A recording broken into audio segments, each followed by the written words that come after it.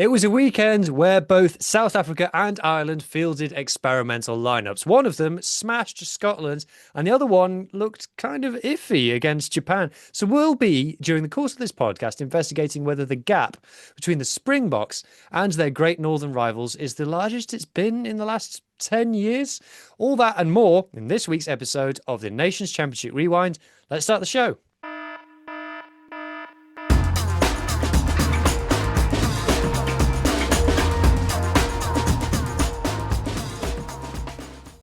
I am joined by the full panel this evening of Irish Adam, South African Mohammed, and Scottish Ethan. Good evening, gents. Good Good evening. evening. Ethan is joining us from a very moody It's sunset more background. there's like a window out there that the sun's reflecting on. So if I look to the left, I will be blind. It's but before we started, I accidentally looked, and just when your retinas have just completely gone. And I'm in South Well, Africa where the sun set 3.5 hours ago. Oh, What the hell? I'm trying with the curtains closed today. It's cool enough. It's cooler today. So we're seeing how it's going. Ethan, if you could find a way to have a light Yeah, shining on your face, that would be yeah, a it's fine. massive benefit. I will very quickly go and try Easily could not have to had look this out the window. conversation in the pre-show, Yeah. but we're here now. behind the So, So curtain. yeah, Behind the curtain. it's a lot more vibes. okay, so like I said, we've got lots to talk about as the Nations Championship is into its second of six regular season games. Now we're still getting our head around all this, everybody, aren't we? Yeah. So Nations Championship rugby. Yeah, three now and then three later and then one playoff type thing. Yes. Final. So Yeah. to remind, whilst Ethan fixes lighting, to remind everybody how this is working. So this is a spin-off of a URC podcast that happens every week of the regular season. If you didn't know, where have you been? But that means that we're only talking about the URC nations. I should have mentioned that for the sake of this podcast, I am Welsh Hugh. So Adam is going to be talking about Ireland. We're all going to be talking about all the games, but Adam's the Irish voice from the URC. Mohammed is the South African one. Ethan is the Scottish one. I'm the Welsh one. Ah, beautiful. There we go. There he is. I didn't know who it was. Now I can finally say for certain that it was Ethan. Is Ethan. It's like the less gothic vibe of Yes. Ethan now. So it means that we will not be talking about France versus Australia. We will not be talking about England versus Fiji. We'll just be talking about all of the other ones. So, with more preamble than I at all intended to have, let's now talk about game number one. And we're not going to do them in chronological order. We're going to start with the URC derby that we had between the Springboks and Scotland. And Ethan, at Mohammed's request, you are to speak first. Yeah, I think it was a really good game for both of us. But I think there wasn't really a true loser in the sense I think this I'm game looking at the actually scoreboard, benefits Ethan. Scotland. I mean, There the is a loser scoreboard for does this say game. that, but in normally of the plucky loser narrative, I think this is one of the few times Scotland can actually walk away really positively. From the get-go, it was really physical that Scotland turned out. And I think throughout the entire 80 minutes, there was never really a period that Scotland looked out of the picture that I'm trying to think was there's quite a few missed opportunities from Scotland, which is a bit of a shame. I think Scotland could have won this. But when you look at the stats, I think it's like Scotland had 11 opportunities in South Africa's 22, and South Africa had 8 visits. And then I think it was like Scotland scored 4 tries, whereas South Africa scored 6. So it's just for Scotland, it's just nailing those opportunities that we're great at creating them. It's just finishing them. And yeah, though I think I was quite nervous going into it because the last 2 games, Scotland never actually scored a try against South Africa in the last 2 meetings. It's always just been penalties. But the fact, Scotland went to Pretoria and got a bonus point um, is a lot better than a lot of us were expecting. This website is a bastard to navigate. So you mentioned the stats there. Unfortunately, 22 entries isn't recorded on this website. This Yeah. incredibly vivid website, which I'm still not a fan of, to be honest. But I'm looking at the stats now with fresh eyes. Scotland had the better of them. Possession, territory, carries, meters gained, passes, offloads, clean breaks, 17-4 for Yeah. Scotland. Defenders beaten 47-19. I'm looking at it and I'm thinking, how did you lose? Yeah, I think part of me was wondering where specifically that defenders beaten and clean breaks statistics came in when it was coming towards the end. Because there was just a period, like the last 10 minutes, that Scotland just figured out how to just cut through South Africa's defence. If like Scott Cummings making an incredible break, Oh eventually yeah. leading to the Josh Bayliss try. That it was just wild. It was great to see Scotland showing what they can do in attack. Um, but no, I'm surprised this website doesn't show 22 entries because that No, Rugby Pass does. It's a good stat. I wish other people did. So where to go from there? Because I wasn't aware of those stats originally. I guess Mohammed. Well, firstly, actually, before I go to Mohammed, I'm kind of not surprised that it was an entertaining game because it was a lot of Bulls players against a lot of Glasgow players. And we know, being the URC ball nose that we are, that those two knock 10 bells out of each other every time that they play against each other. And it's always the best game of the season in the URC is Bulls versus Glasgow. Yeah. But it just felt like, because it was the Springboks versus Glasgow plus Finn Russell, the benches came into it. And it just goes to show it's a great depiction of the difference between South African and Scottish rugby is that South Africa has a level of quality that it can bring off the bench that Scotland just can't. Yeah, I was quite surprised. I think we're a bit unfortunate to lose Alex Samuel in the last like 10 or so minutes or before the game started. So Max Williamson did a great job at the last minute. I think it's a bit of a shame that we didn't have Alex Samuel because he loves a good crunchy tackle. He's a really good hope for Scotland's future at lock. And then I was more surprised Darcy Ray wasn't available. I don't know if he's injured or because I was a bit surprised because I thought, he played against South Africa for the Barbarians and that hoping, that Gregor's secret weapon would be bringing, Darcy Ray is not a sentence I thought I'd say in my life, but that, it just seemed prepared for him, that it just seemed natural to just assume you'd choose Darcy Ray. But then, Will Hurd did a great job. I think it was just more you could tell Scotland had it in them at the last minute, but I think they just left it a bit too late to claw it back, especially during that yellow card period that Scotland was just unlucky to not score there. I mean, South Africa did a fantastic job defending for 14 men for an entire 10 minutes and to leave that scoreless. But I think ultimately for Scotland, I think it's a mentality thing that Scotland showed resilience throughout, and this was not something we're used Well, to a lot of these seeing. players know what it's like to win a big game in Pretoria. Yeah, yeah, and it was just normally with Scotland, you'd be like, shit, for 20 minutes sort of things about the 56th minute, it'll just plummet. I mean, granted, South Africa did score like 21 points during that period, but then Scotland scored 2 tries as well, roughly from 60, 70 minutes. But I think they just seemed professional in it, Scotland, that, they seemed level-headed, and it felt nice seeing that for once. That sure they were silly mistakes and they let arguably a few soft tries in, but it wasn't like they were headless chickens, which sometimes I think it was the Ireland game last year.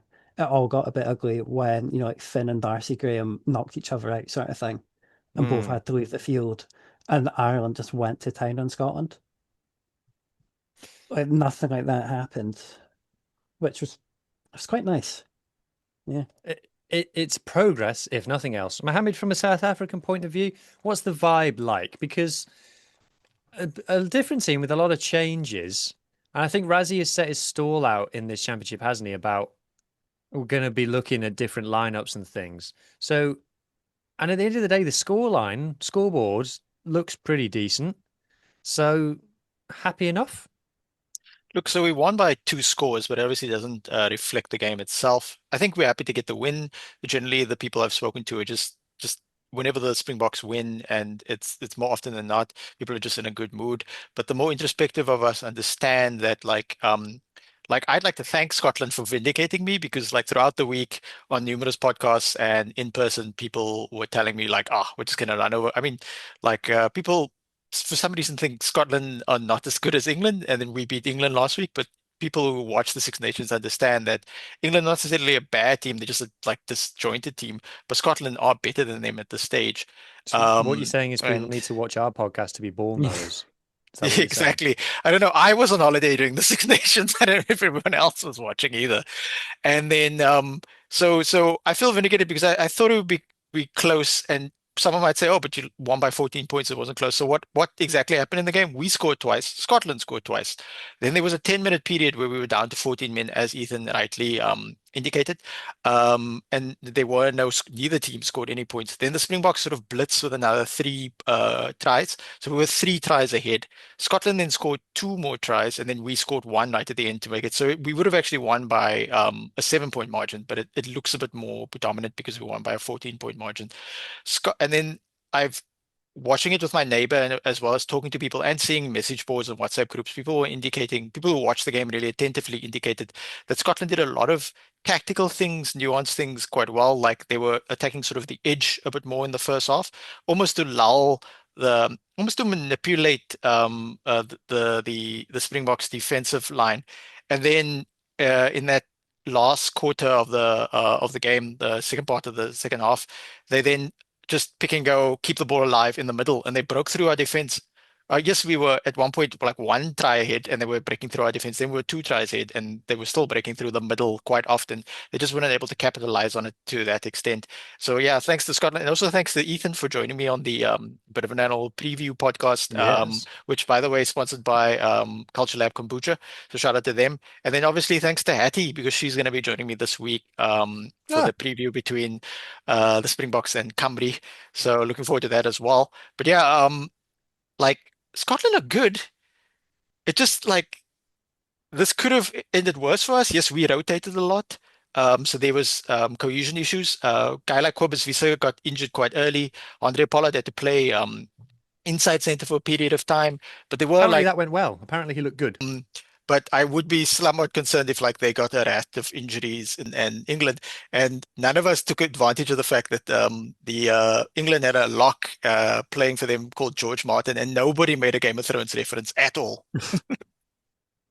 Sure, it'd be a Beatles reference. I'm thinking of George R.R. Martin. I'm a bit too young for the Beatles. You'll have to ask my dad about that. George, when was George R.R. Martin alive?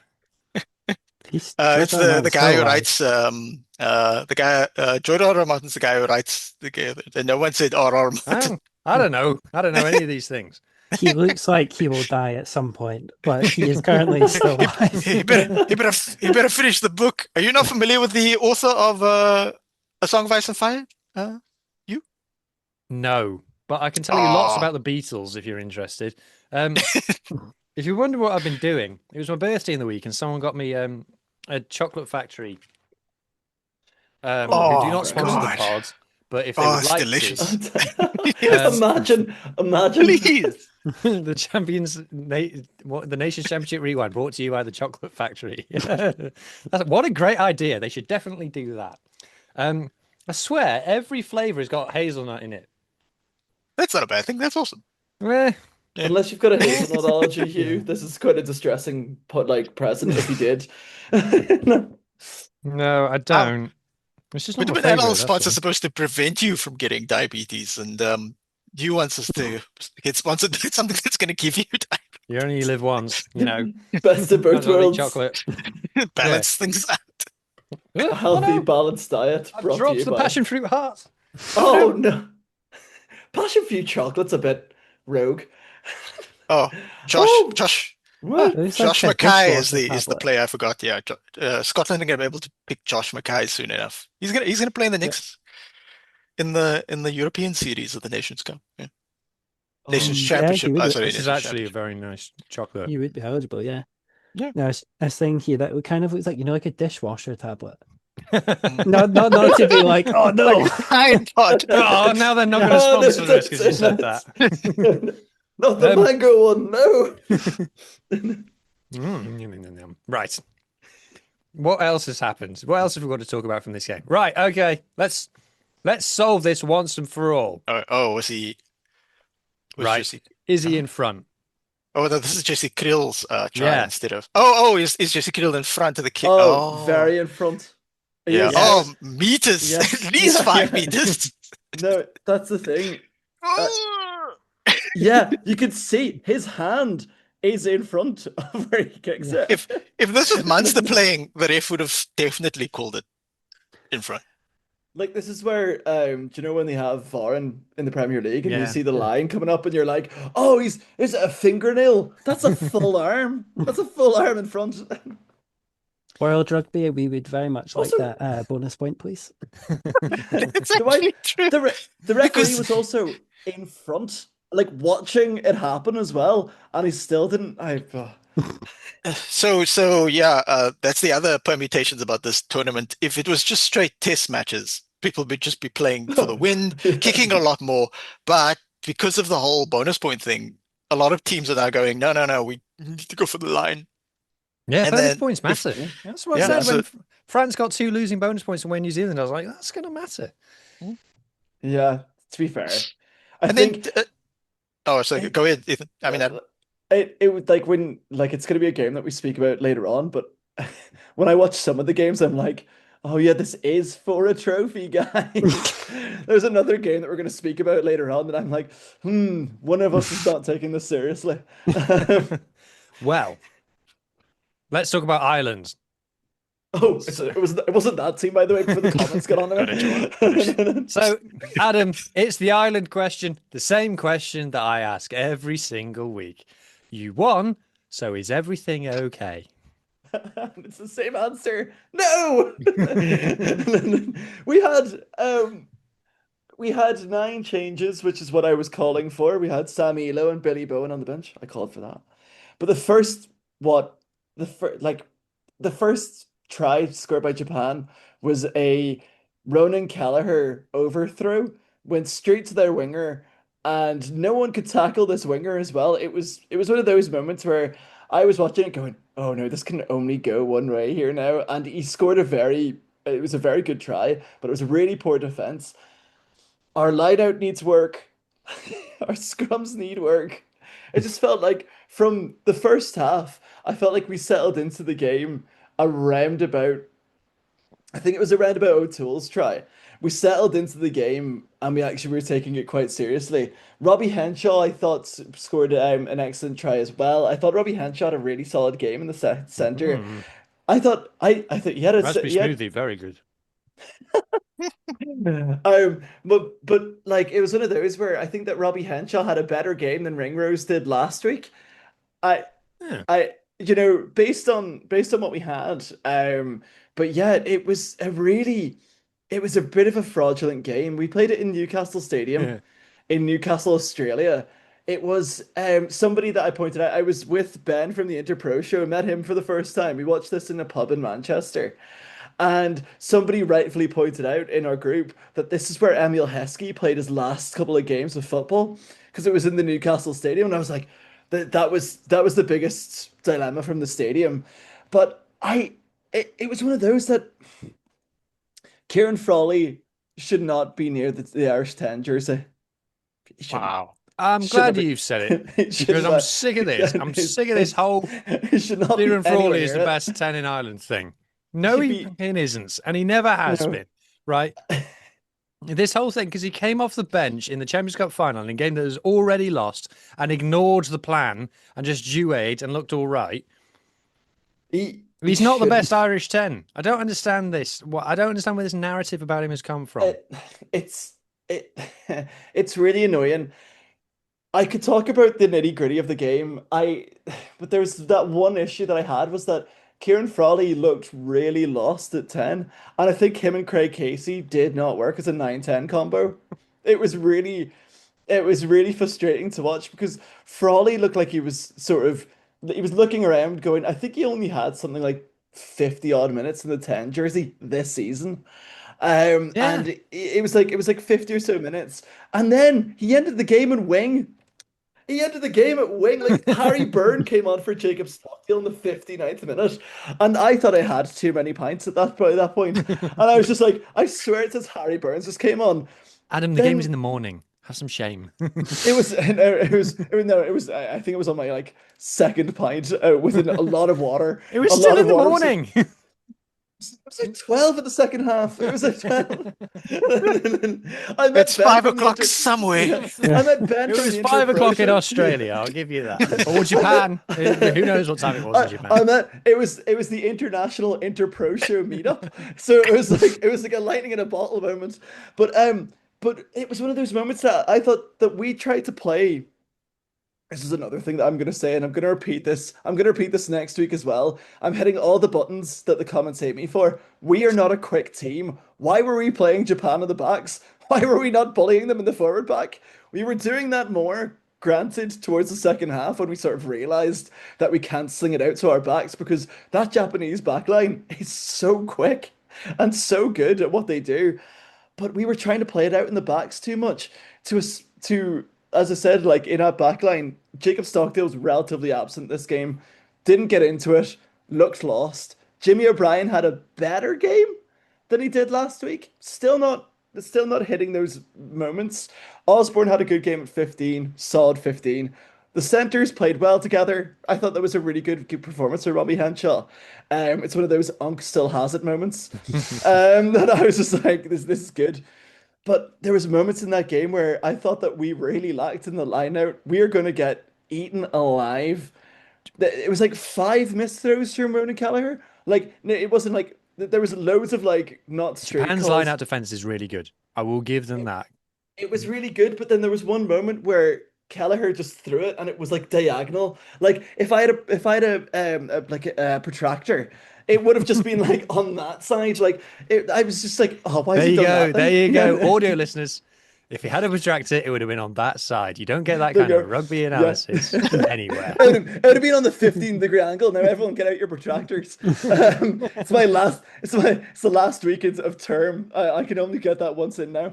But it was one of those where Japan looked really well. I think the scoreline really flattered us.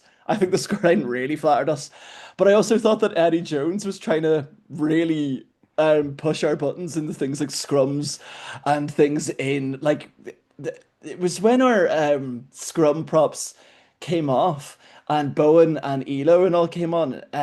I just noticed that they were playing some type of dark arts where they were just trying to like really push into it. I thought Mm. Sean Janssen had an exceptional game for his debut. I thought Janssen played a really good game. It was a really solid showing from Janssen.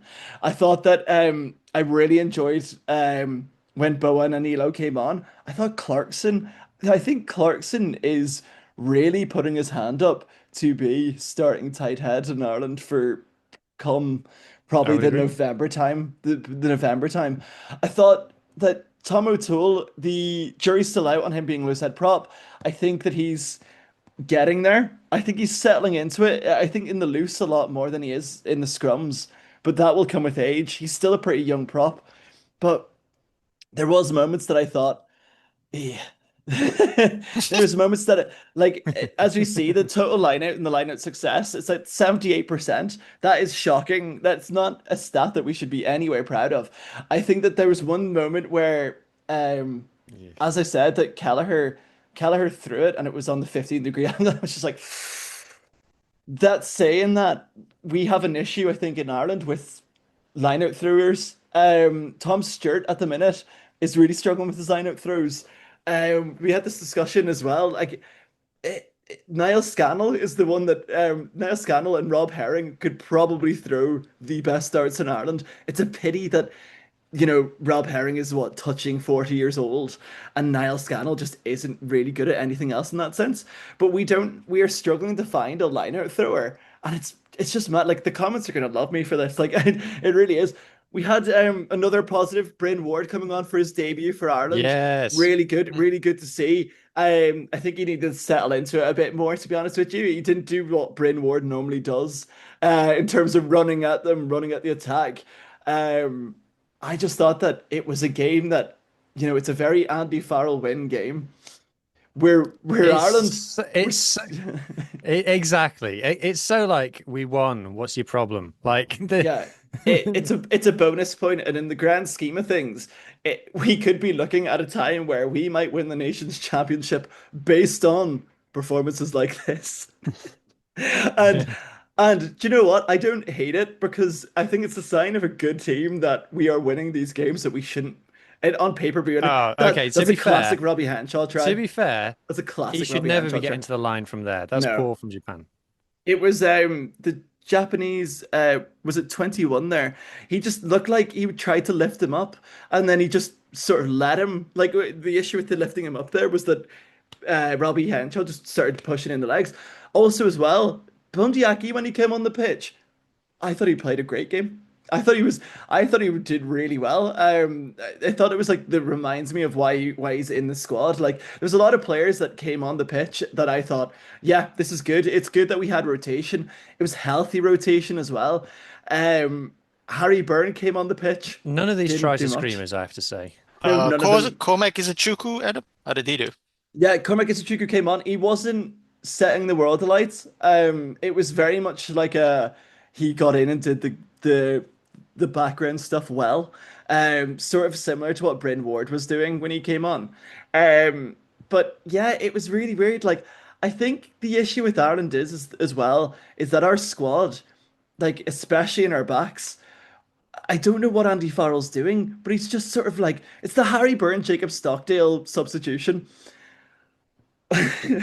If we were to put Osborne into the wing, fair enough. But no, he left Kieran Frawley at wing.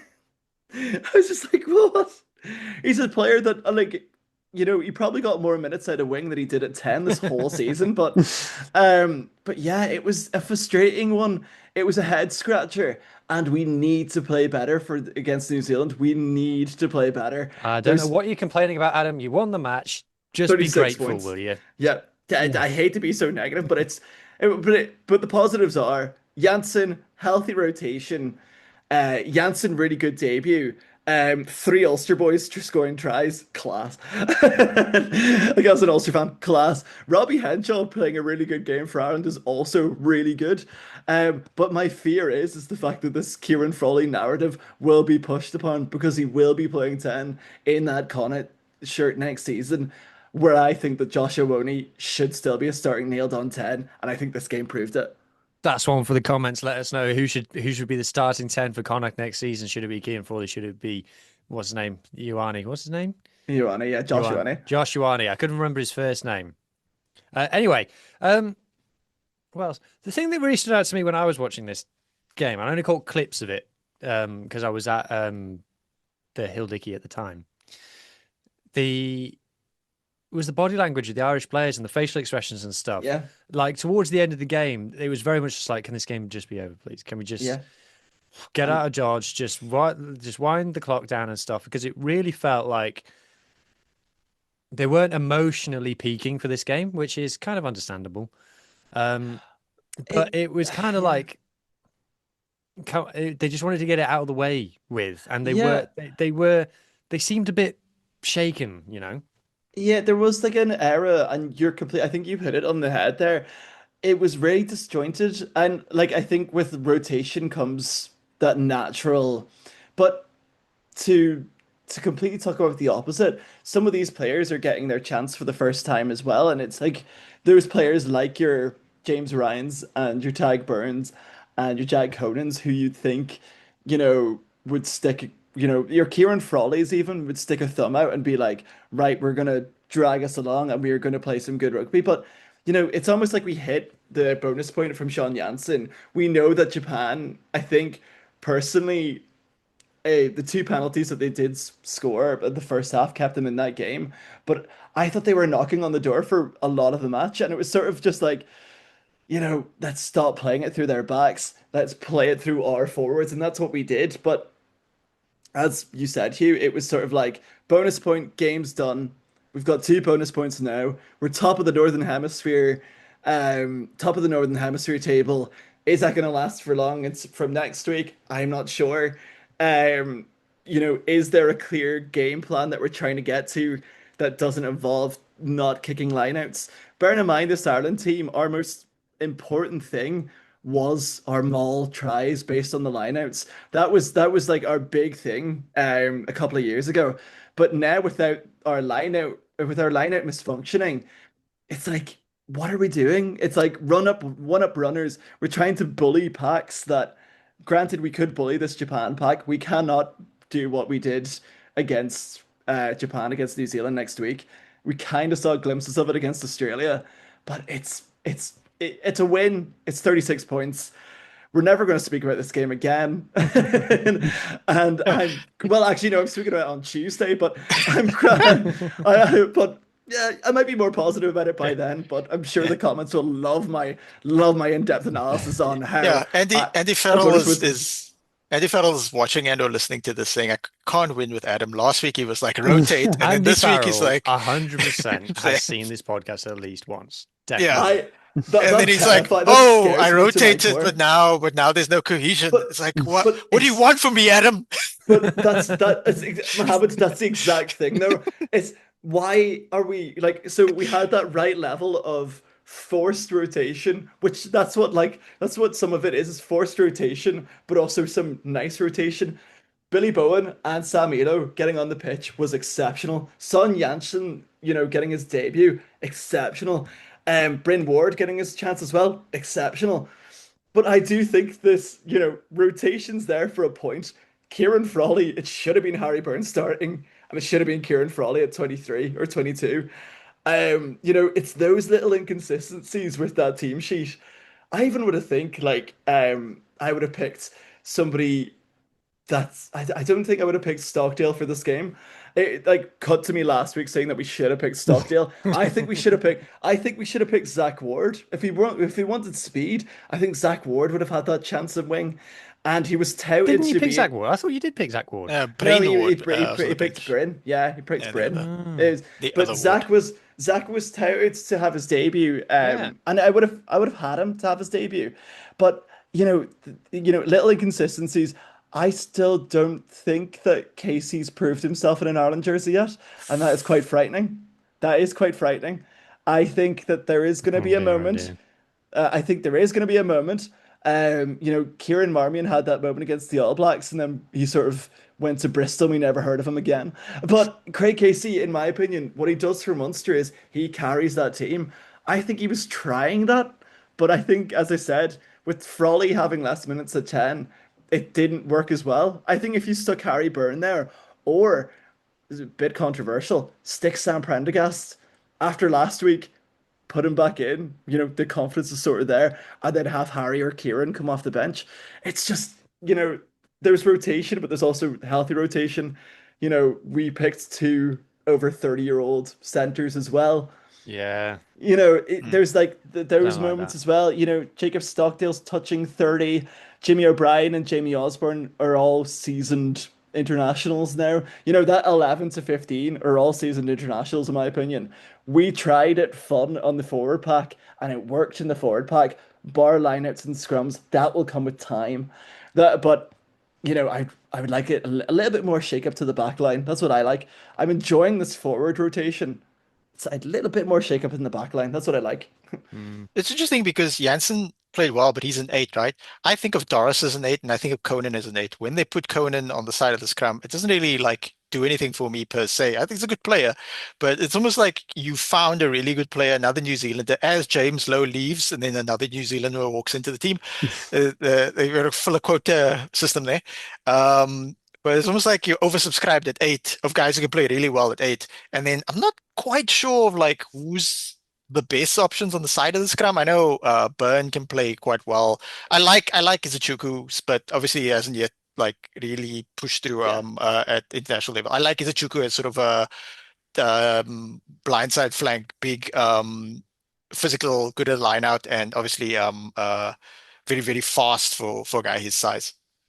Yeah, I think that's our issue as well, is that we don't like Sean Jansen, yes, very good at number 8, but it's going to be very interesting to see when he's going to next play for Ireland. Because I don't think it's going to be next week. Because of these rotations and because these debuts handing out, we know that Andy Farrell has a team and he has a plan. He knows his teams. He knows his team for the World Cup final if we get to it next year. He's that type of coach. It's that bad. Nick Timoney is playing at 7. He's probably going to be at 20 next week. I thought he had like a pretty good Nick Timoney game.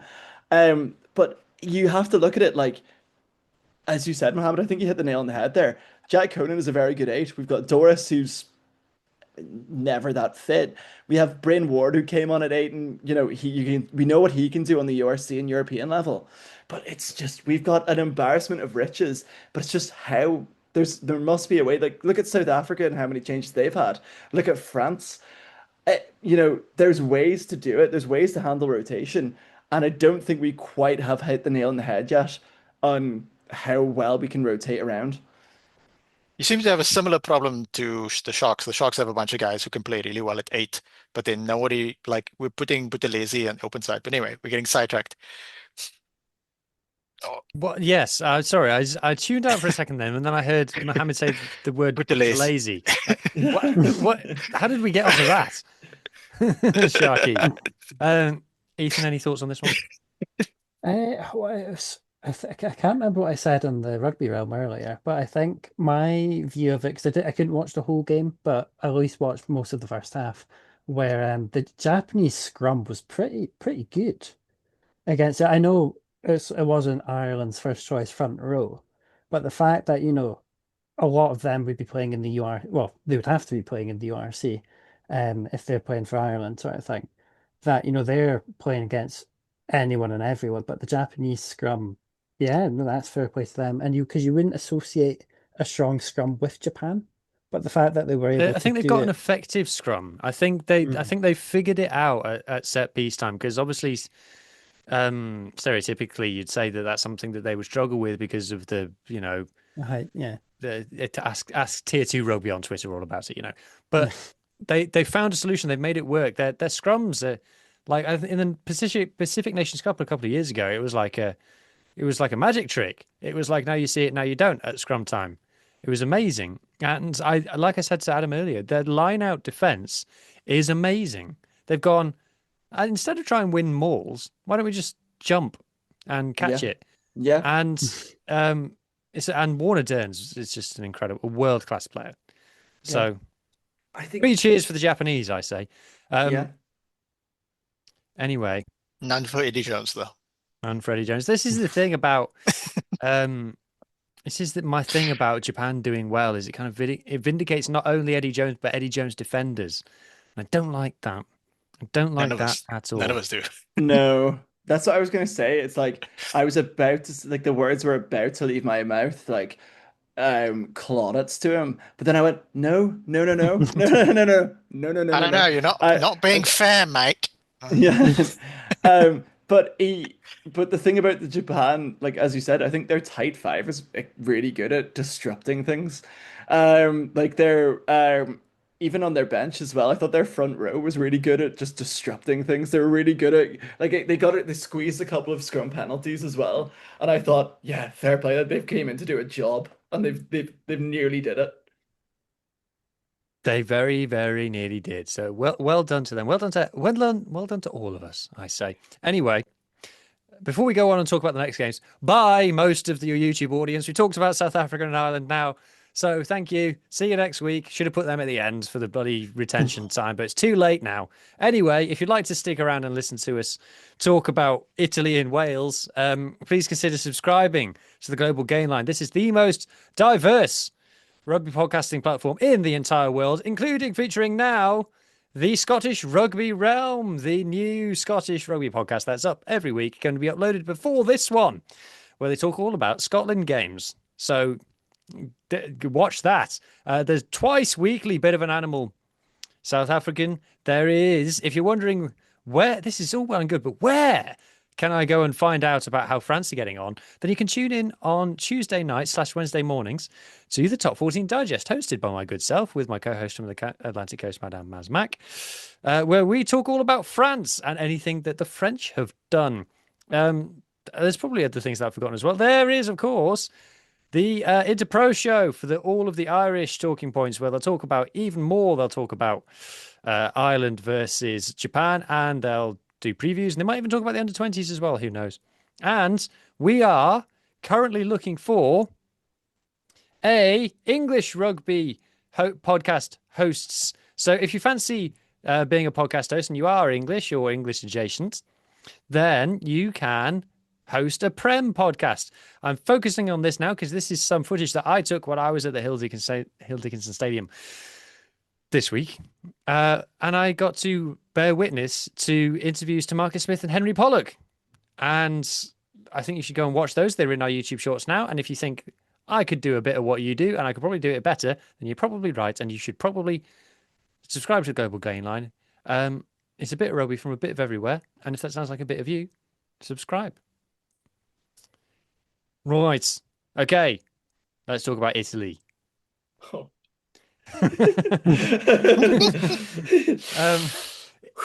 New Zealand 47, Italy 17. I'm delighted because in my Super Brew I picked New Zealand by 30 and they did exactly that. So I was bloody made up. 78 minutes with only 10 points scored for Italy. They have scored 27 points in the last 2 test matches, which is not enough to win 1 test match, let alone 2. And the All Blacks just did all blacky things and beat them very comfortably, which we all predicted last week. Who watched this one? Who got up early to watch this one? I did. Adam did. Good lad. Yeah, So I did I. did. Yeah. Was that by the first or second pint, Adam? That was before the train. That was still drunk from the night before. It was one of those where Manicello scoring in the second minute, it gave me so much false hope. Like I was just like, this is going to be the best game of rugby I've ever watched. Probably battling Dragons v Zebra. Anyway, and then New Zealand just started doing New Zealand things. I was like, oh God. Like it was really disappointing. I thought that Manicello took his try really well, and they were like, "Oh, this is why the Kiwis love to watch Manicello highlights or something like that." Like I read that somewhere, and I was like, "Do they? What do they know about the URC? What do they know about Treviso?" But it felt really flat. Like I was real, like as a neutral watching it, I was like, "Ah, yes, I'm watching New Zealand play some nice rugby. It's like I'm 12 again."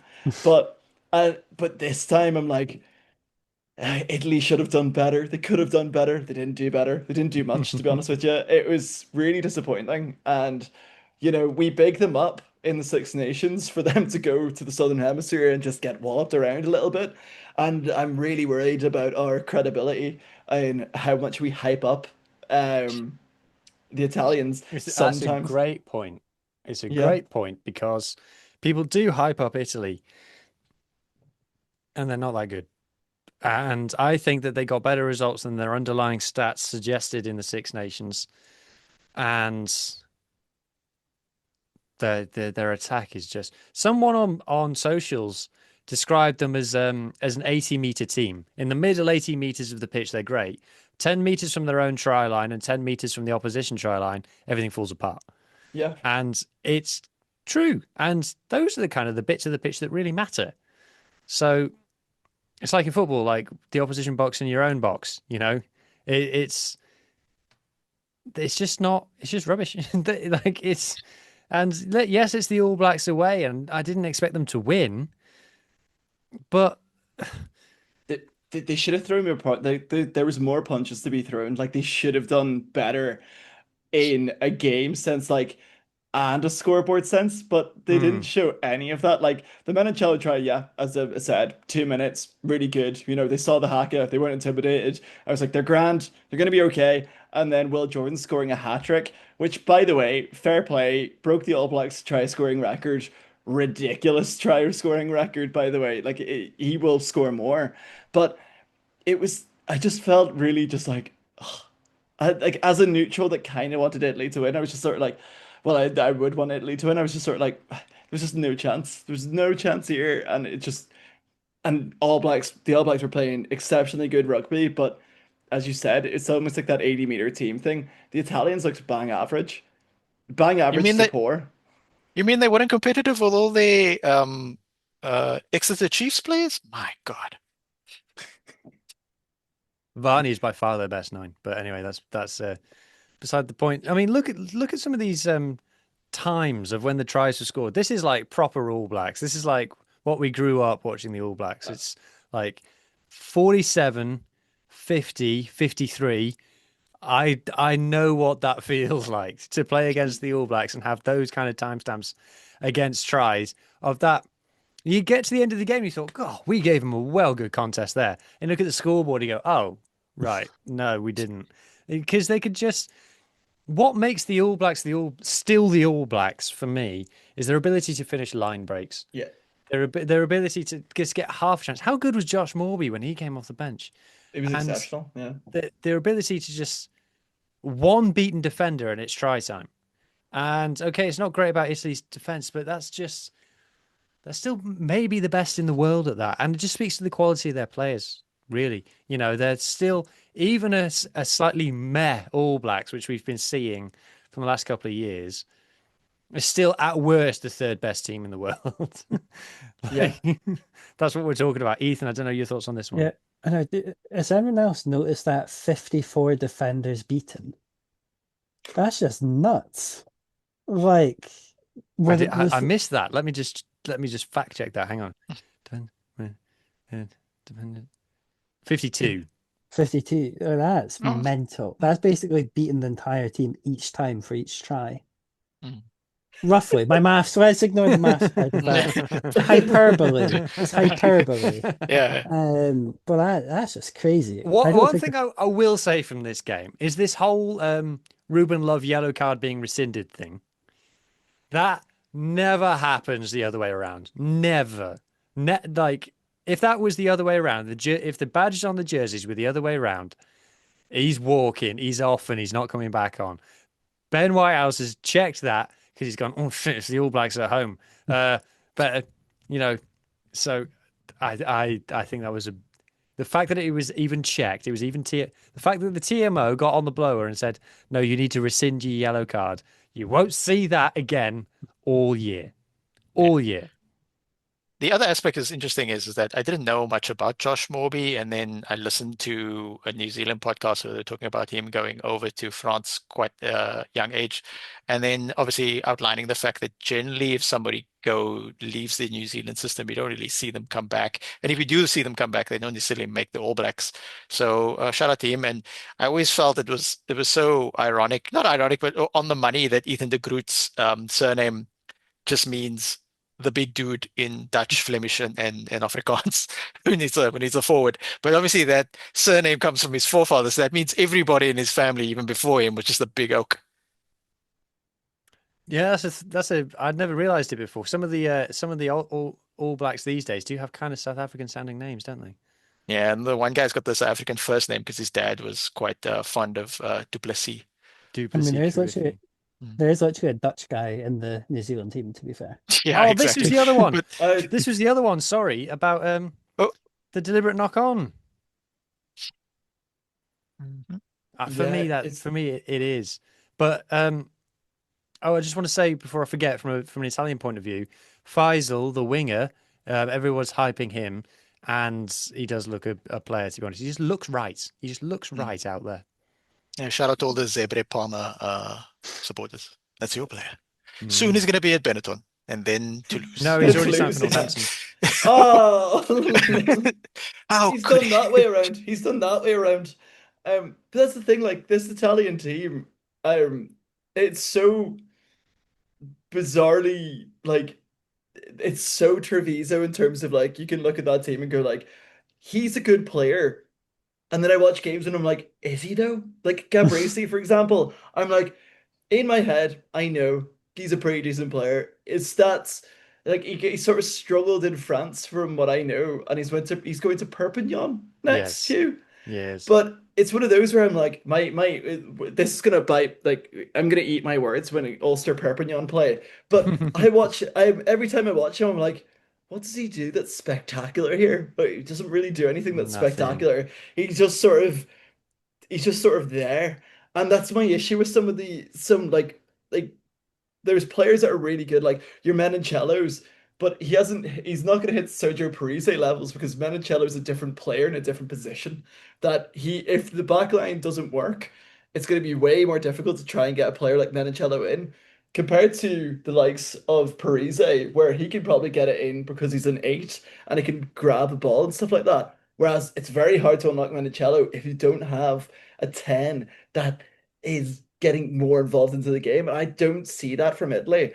And you would probably see that from Toulouse, where Monicello's going next year. And you'd probably see a different beast in the top 14 because of that. You might God, see it from Italy so because good. Jean Smith, Franco Smith's son, just signed for Benetton, and he can play almost immediately because he was born and grew up down the road from the stadium. So we'll see how that Oh. pans out. He's quite creative, but let's see how he steps up to national level. Miotti is transferring to Italy. I think that says a lot to your point, Adam, Yeah. about Miotti, 30-year-old, what has been a journeyman fly half for most of his career, has one good season at Montpellier, and now they're looking at replacing Garbisi with him. Yeah, it's really like Tommaso Allen on his day was a great player, but he should playing 15 against the All Blacks. I'm like, is that your best 15, lads? Like, is that routinely if you were to look at the Italian teams? I'm like, is that the guy to go to? Like, he's a really good off the bench He fly signed for half. Zebras, you know. As he signed for it. Yeah. Wow. Yeah. We discussed that on the Wow. pod, but he didn't really put in a Tommaso Allen performance. It was more like Tommy Allen. Yeah.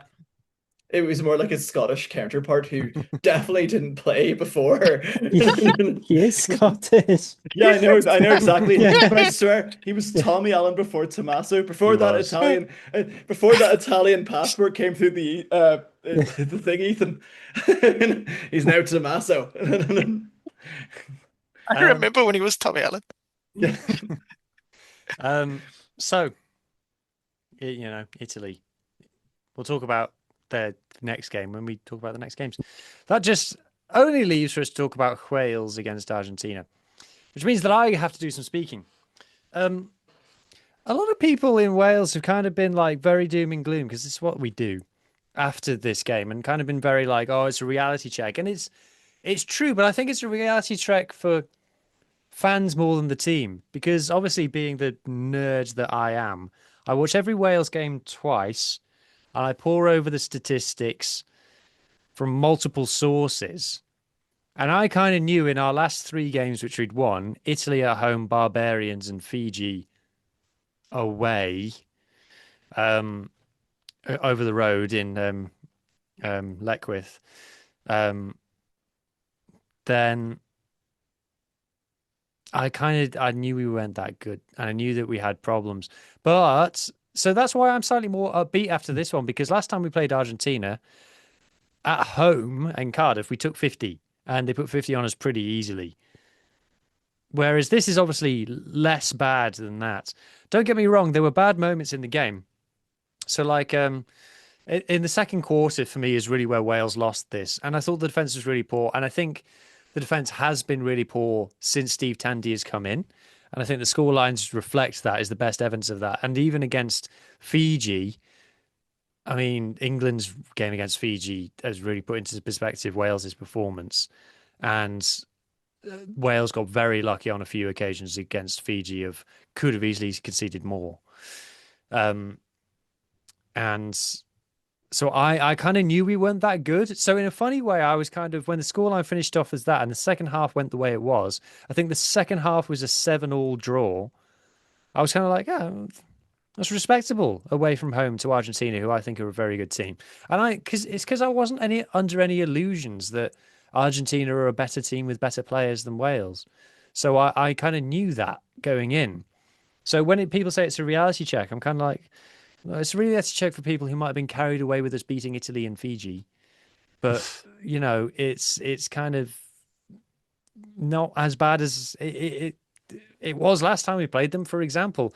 I've seen a few people saying that the halfbacks didn't control the game very well. Having watched the game back, I don't agree with that. I think that they kicked when they had to kick, and in the first half they kicked a lot.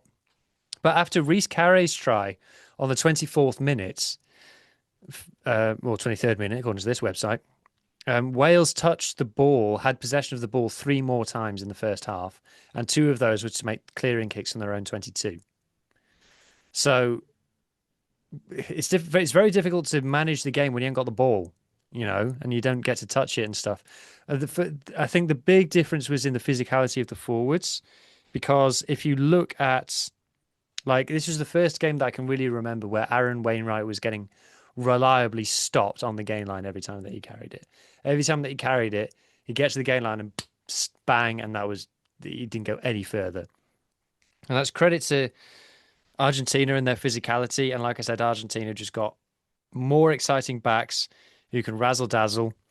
But I do think that this was lost up front. And it's a cliche to say that rugby is, forwards win games and backs decide by how much. But it was kind of that, because I think the stat that I looked up was that Wales's pack, including replacements, so 15 whole players, beat 3 defenders between them. I think Argentina had 1 prop who beat 3 defenders in the game, a prop who beat 3 defenders. So for me, it's more about up front is where Wales lost this one. A lot of the chat in the press has been about, obviously, the fly half because it's Wales, or the centres as well. I think people are missing the point if you focus on those things. Yes, Wales's attack wasn't very flash, it wasn't very interesting, it wasn't very exciting, and that is a wider problem. But I think the reason they lost this specific game was they just got beaten up front, in my opinion. The fact that we're playing South Africa next, that is somewhat worrying. And this is the big stat for me. Meters gained, Wales 274, Argentina 518, and you got clean breaks 15-4, defenders beaten 31-15, and a lot of that difference is coming in the forwards, not the backs. Which, that like I read the BBC review of this game said that Kane James came off the bench and was prominent. He made 2 carries for 0 meters. Like, it's in Wales, it's very much a case of you pick your narrative and then you watch the game. Like, it's just I've said it a million times that the rugby media in Wales lets down the fan base on a regular basis. But anyway, that's a different point. Does anybody else have any comments or thoughts on this game? So speaking about the Welsh forwards, what sort of age are we talking about? Are they on average like an older team, or is this quite a young Welsh forward pack that hopefully would be getting better over time? It's a bit of a mix. You got guys like Adam Beard in there who have been around for about 10 years. Nicky Smith coming off the bench, the same. Ryan Elias, probably longer in the tooth as well, relatively. Aaron Wainwright's been around a lot longer than people think as well. But there's a lot of young guys in there as well. Dewi Lake and Jack Morgan are by no means old. Reece Carey has obviously got a lot of years left in him. Dylan Lewis is probably a little bit closer to the end of his career than the beginning as well. So I think it's probably, now that I'm thinking about it out loud, probably you would expect them to be in their prime. Most of them based on their age, I would say. So that's a little bit, I don't think many of them have got much better to go, to be honest. I think Ben Carter's probably the guy who's made himself the kind of breakthrough as a Wales senior player this season, in terms of he's come in and now you can't really imagine picking a team without him there. And, I'm surprised that not many people saw that coming, because he was excellent for the Dragons and people still kept banging the drum of the wrong players. So, are there any green shoots in the under-20 team right now? Yeah, so the under-20s beat Australia today, so they're playing Scotland to decide who finishes 5th. I think that's great. People will say that I'm biased, and I am, but Carwyn Leggett-Jones, the 18-year-old Scarlets fly half, I think he's got 2 more seasons potentially at under-20s level. He's massive talent.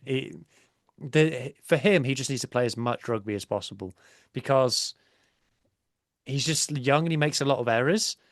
But in terms of like his talent and what he just can do, he can do things that most players just can't. He just looks like he finds rugby easy, and you don't get many players like that. So for me, he just needs to play as much rugby as humanly possible, Cameron Leggett-Jones, and he will be, unless he picks up a bad injury or he's mismanaged, which is possible. He will be Wales fly half. So he's Oh, probably the main one. Also, Stefan Manuel in the centres. I'm always massively impressed with him whenever I see him play. I would love to see him break through into the senior team, and Tom Bowen on the wing as well. I actually think this is something I was looking at before, was that between Ellis, me, and Josh Adams, I think that both those players are two quite similar players on the wing. And because they're both defensively sound, intelligent rugby players. But I don't think you need two of those. I think you can have one, and you need a bit of razzle dazzle on there. And someone like Tom Bowen is someone with just raw gas, confidence, backs himself. And I think we need, because if you look at kind of like the defenders beaten stats, the deficiency that Wales had in this game was on the wings compared to the Argentinians. So I think that that's a selection that needs to change. So probably the two Cardiff lads, Stefan Manuel and Tom Bowen, and Carwyn Leggett-Jones from the Scarlets is probably the three under 20s players I'd say have a future at Wales seniors level, in my opinion. okay. So Wales versus Scotland in the Junior World Cup, the Under 20 World Cup. It's a Rap versus Scottish Rugby Realm fixture. Yes, and I would like to think that we are going to win. Okay, right. That just brings us on to predictions, I think. We've done all the predictions. We've done your nation, we've done your nation, we've done your nation, we've done my nation, we've done Italy. Yes, that's all of them. Right. Well done, everybody. So, predictions for round 3 of the Nations Championship. New Zealand versus Ireland. Ooh, this is one of those games that you'll kind of watch with a clipboard in your hand, like ticking off things, isn't it, Adam? Yeah, it is. The thing about this Ireland team, the thing about the New Zealand team is like it's almost like one is in a state of New Zealand are looking like they're getting back to their best, and it's really quite scary. Whereas Ireland are looking at how we can win games whilst making it really annoying for fans like me. And I it it's gonna be one that we need to sharpen up on our set piece. Like that is a given. We've sharpened up on our defense, in my opinion, in that game. That's sorted, but then we sort of let the set piece slip. We need to sharpen up on that to beat New Zealand. This is the game that I keep on thinking about. You know, it's New Zealand and Eden Park. They've never lost. They've never lost there. So I'm like, okay, would it be really funny if, you know, we won? It would be so Andy Farrell if you won. It would It would be. be And so do you know peak what? Ireland if you beat New Zealand at Eden Park and everyone was like, yeah, we didn't play very well. Yeah, no, yeah. Cut to me next week going, I don't understand why Frawley played 10. However, he did score a drop goal for us to win. But that's the thing, like, it's a very divisive fan base at the minute because it's like, my opinion matters, but then the other opinion is, oh, we're winning, so why are we arguing? And I'm like, I think this game is going to be our litmus test. This is going to be our litmus test. This is if we need some things changing, if we need some things going at it, some tactical changes. This is what we're going to do. I'm going to say Ireland. No, I'm not going to say Ireland. I'm going to say New Zealand by 10 points. And I think I'm being generous at that. Ooh, Ethan, prediction? I think it will be quite ugly for Ireland because the bulk of this New Zealand team is the Hurricanes. So it's quite a nice young, really talented group that they've got with so it's like the fresh blood from there. Then you've obviously got Dave Rennie coming in. They did run France really close, that they were quite lucky to win that in some ways. But yeah, I think it'll be at least 20, 21 points to New Zealand. Ooh, Mohammed. I'm going to give Ireland a bit more credit. This is weirdly the fixture of the weekend, and it's coming first. It's 10 past 9 South African time. I might not be able to watch it live, annoyingly, because I might have stuff on. See what I can do as it relates to that. But yeah, I think Ireland by 5, and just conspiracy theory for the comment section. Do you think Adam doesn't like Kieran Frawley because he's a ginger? I don't know. No, because I like Nathan Doak. He I like likes Nathan Nathan Doak. Doak. Mm. Oh, Yeah. conspiracy. And he likes Bryn Ward. Is Bryn Ward a ginger? No, I don't know. In the right Put that in the light. comments. In the comments. In the comments. You know, Ulster's favorite ginger player, Stephen Kitsoff, of course. Of You Ah, course. know, yes. No, Ulster legend. I mean, he was there for so long. He got tenure. I there's a think statue of him. I think this is going to be one of those where it's a reasonably close game, but New Zealand score late to make it look like it wasn't close. So I'm going to go Yeah. New Zealand by 15 in a score line that doesn't tell the story of the game, is my prediction. Like South Africa versus Scotland this past weekend. Yeah. Australia versus Italy. Who's Uh, who's worse? This is my Italy win of the. This is gonna. I reckon this is gonna be my Italy win because do you know what? It was infuriated me so much when it was like I think I saw the one thing that I saw about their game on the weekend was it plastered around the place of Les Kiss watching the game going the future is watching the present and I was like you don't understand what future you are gonna have in Australia. If that's your future, it's gonna be absolutely I was terrifying on for a you. I was talking to someone earlier about about Australia, and they just went. Joe Schmidt is sat at home right now as we speak, thinking to himself, "One more week, so, one more week, and I am out of here." He like on his like. Do you And think after the Italy game, he's going to be in the changing room, and they're all going to be sat around listening, waiting for his like big talk, and he's going to be like, "See ya." Like yeah. he's got literally got the fishing rod in his hands. He's just like, I have seen the last of you idiots. I am so out of here. Well, do you know what the terrifying thing is though? Is that he could go back to Leinster. Like there's a very there's Ah, a possibility that he could come back, and that never go is back.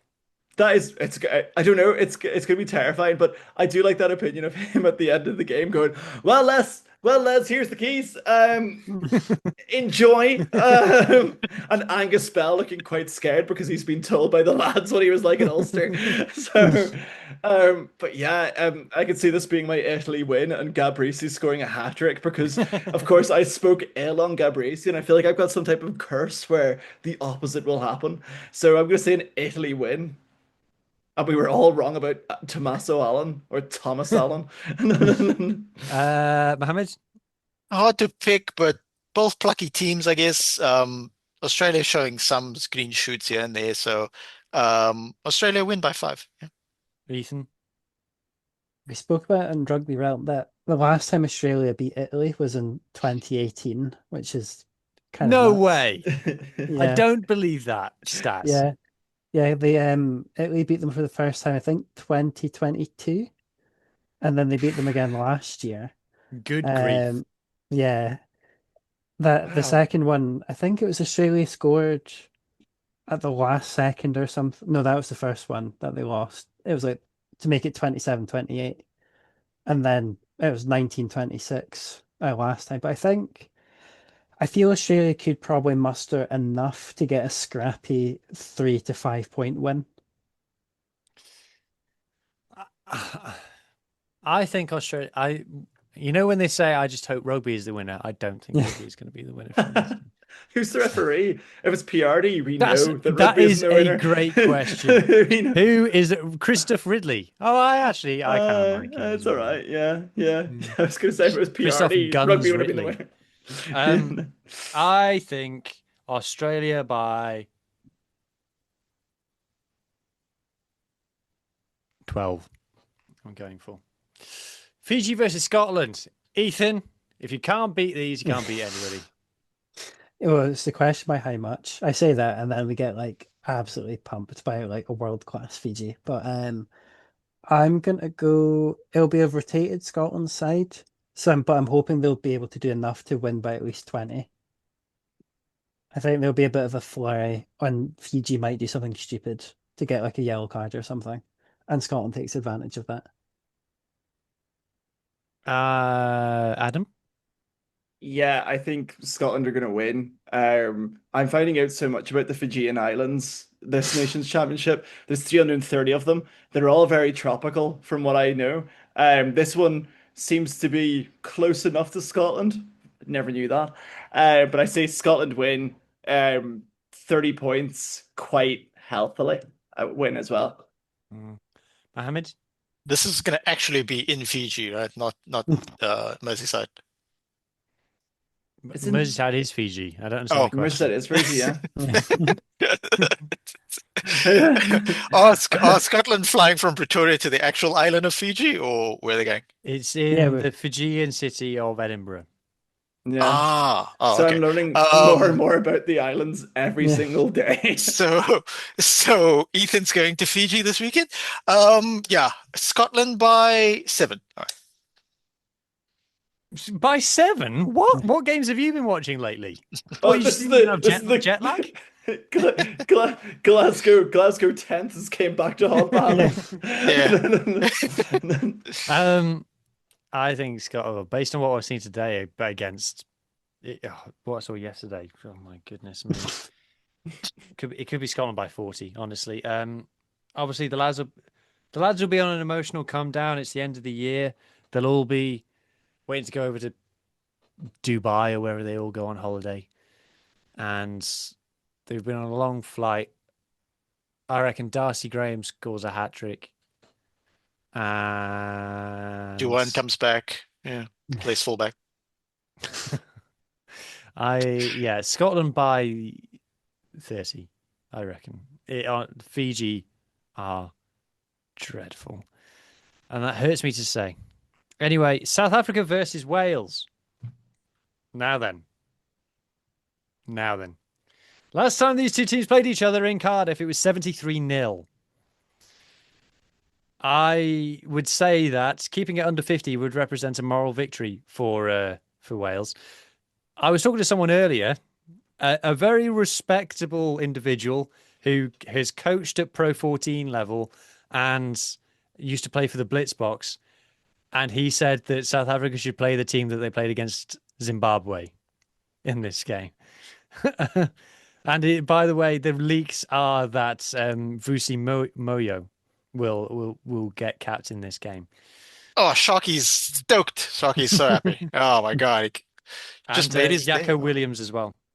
Oh well. Yeah, the team's probably going to be announced tomorrow. So because that's how Rassi does it. 23 players will be named tomorrow, but it will not be the team that takes to the pitch, Mohammed. We know Yeah, this. yeah, because we were missing out with something. That's the other thing with Ethan Hooker, who wasn't in either squad announcement, like broader squad announcement, that randomly just like appears in the match It was 23. that with Elric Lowe as well. When Elric Lowe got named, I was like, I swear he wasn't in the squad. But I need to go double check that, but the Ethan Adams thing surprised me. Yeah, so look, it depends on like if your sources are correct and it's a very rotated team, we might just have a more closer game because of the lack of cohesion. Obviously, always talented players, but we want to give people a chance and stuff. Look, I respect this Welsh team, this Cymru team, but having them now fly from Argentina to South Africa to play. I mean, it didn't really affect Scotland that much, I guess. So yeah, looking forward to it. But yeah, we'll see the squad thing and then tune in. My prediction for now is like South Africa by 7, but then tune in later this week when myself and Hattie do the in-depth preview with Match 33s, sponsored by Culture Lab Kombucha, and then we'll have a more solid idea of what to expect. sorry, what was your prediction? South Africa by 7. Do you mean 7 tries? Do you mean do Yeah. you mean 7P? 7. Because if we're going to rotate that much, there's going to be less cohesion. I don't think it's in. I know the other Honestly, permutation is but Estimate going to play. I would bite your hand off for South Africa by 7, right? I would take that to the bank, right? I forget. So we played in the Gauteng province twice over the last 2 weeks. Where's this game going to be played? It's Durban. It's Durban. I should have known. I should have known. Yeah. Mm. So well, Vusi gets to make his Springbok debut in front of his Sharks brethren. That's nice. Razzie's really good at that kind of thing. Of when he chucks someone in, he chucks them in the shallow end. That makes sense. Ethan, I don't think it'll be as bad as last year. I'm slightly more optimistic for Wales than that, but I think still with the travel element and that obviously they're having to go to South Africa, I still think by at least 40. Okay, thanks. Adam? Yeah, I'm gonna say South Africa by 50. I think it's I'm sorry here. It's one of those like I think they're like the best team in the world, you know. They're the best team in the world. And I feel like it's not gonna set Wales back. It's gonna be a dogged like you're gonna score some tries, I reckon, but I just feel like I can't see, when South Africa rotate, they can do it really well. They've got the luxury of all their players that play for them, and their setup is being so good. I can't not see anything more than 50. Okay. I would love it if we kept it under 50. I can't see us scoring more than 3 tries. So I'm going to say South Africa by 20 is my It'll be prediction. interesting to see who they select because there's a big gap between this game and then the next game, which is Argentina. That's going to be on the 8th of August, and this is like the 18th. So it's Is not that a like warm they, up for the greatest rivalry? yeah, or like sort of a payoff for Argentina for allowing there to be a gap in the rugby championship. So yeah, so it's not like they need to rest players for Argentina or anything like that. They could go more very young players and then more senior guys, but there's so many quality players to choose from. It's like a jigsaw puzzle. Also, a big thing that came out of last week's game, there could be the other element is there could be a backlash for the performance against Scotland because, like that meme that's been all over socials and that John, shout out to John, shared on the bit of an animal chat group in Afrikaans. It said, "Was het gewen, maar die uitkak kom." It translates to "We won, but we're gonna have some serious fucking conversations about that performance." Okay, right. Well, that brings us to the end. And all I have to say is thank you to the full panel of Irish Adam, South African Mohammed, and Scottish Ethan. Vamos, Thank Mexico. you.